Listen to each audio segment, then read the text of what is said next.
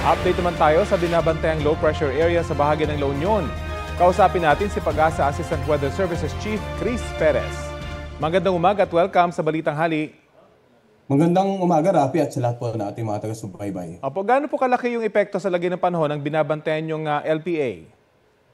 Sa ngayon, Rafi, yung low pressure na tinatayang nasa layong 300 kilometers kanluran ng Bacnotan, La Union ay maliit ang tsansa nitong makapekto sa ilang bahagi ng ating bansa. Subalit, paalala po, meron pa rin pong habagat na inaasahan natin posible pa rin magdulot ng mga pag-ulan dito nga sa ilang lalawigan sa kanlurang bahagi ng Luzon at ng Visayas within the 24-hour period. Pero magiging bagyo po ba ito?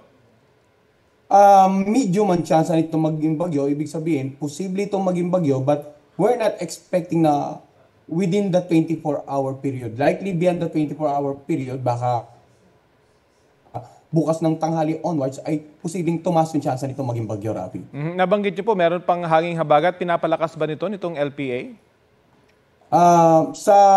Somehow ay na-impluwensyahan po nito yung habagat, kaya nga nagpalabas pa rin po tayo ng weather advisory, particular na sa mga pag-ulan na dulot ng habagat, na in the next 24 hours ay posibleng maramdaman nga sa mga ilang lalawigan dito sa kanlurang bahagi ng Luzon at ng Visayas. Sa ilang bahagi po ng Luzon at Mindanao na matinding baha yung naranasan dahil sa ulan, magpapatuloy po ba yan? Dito naman sa may Mindanao, Rafi, no, we're expecting na dahan-dahan ng mag-improve yung weather sapagkat yung epekto ng ulan or yung ulan na dulot ng habagat ay nakakonsentrate na dito nga sa kanlurang bahagi ng Luzon at ng Visayas in the next 24 hours. Pero hindi natin isinasantabi na sa mga susunod na araw ay posibleng magkaroon ng panibagong bugso ng habagat na posible ring makaapekto sa Mindanao area din. Kaya pinapayuhan natin yung mga kababayan natin dyan sa Mindanao na patuloy nga mag-monitor sa weather updates natin at maging sa mga localized thunderstorm at rainfall advisory na ipapalabas naman na ating Mindanao Pag-asa Regional Services Division. Ganun po ba rin dito sa Luzon na nakaranas ng mga pag-ulan nitong weekend? Tama po, no?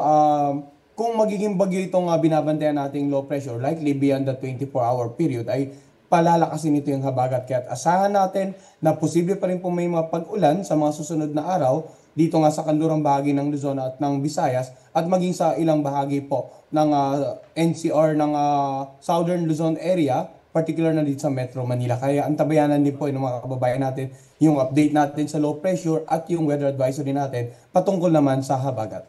Meron pa po ba kayo ibang sama ng panahon na namamataan at ilang bagyo pa inaasahan para sa buwang ito?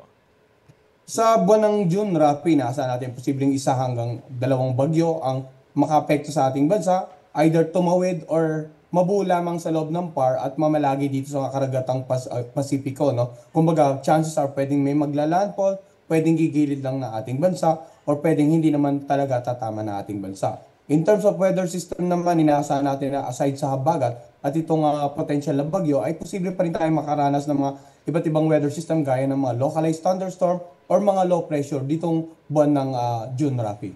Okay, maraming salamat, Pag-asa Assistant Weather Services Chief Chris Perez.